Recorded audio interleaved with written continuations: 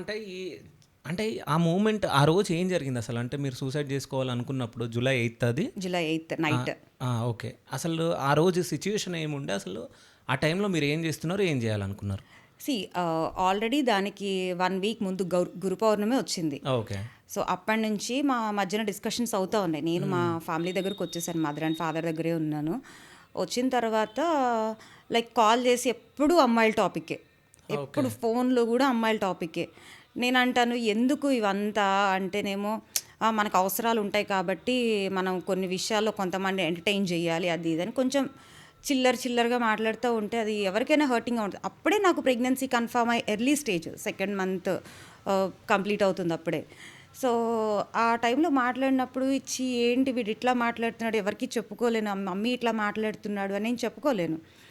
So, ఆ రోజే నేను సూసైడ్ అటెంప్ట్ చేద్దాము అని చెప్పేసి వెళ్ళి కిరోసిన్ బాటిల్ దగ్గరికి వెళ్ళిపోయాను నేను. సో, గేట్ సౌండ్ వినిపించింది. సో, మమ్మీ, డ్యాడీ, తమ్ముడు గానీ ఎవ్వరు లేరు ఇంట్లో. ఒక్కదాన్నే ఉన్నా.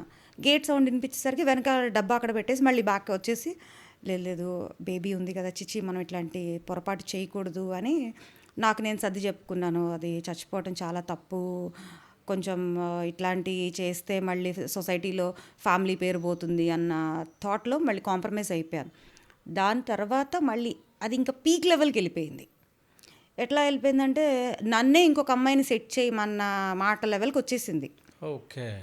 సో, అది చాలా కిల్లింగ్ అనిపించింది నాకది. అయిన తర్వాత ఇంకా నేను వెంటనే నో మమ్మీ వాళ్ళతో ఏదో బేసిక్ షేర్ చేసుకుని అబ్బాయి కాల్ చేశాడు. స్పీకర్ ఆన్ చేసి మా పేరెంట్స్ ముందు అన్నానమాట. నాతో ఎట్లా మాట్లాడతాడో, మీతో ఎట్లా మాట్లాడతాడో ఒక్కసారి వినండి.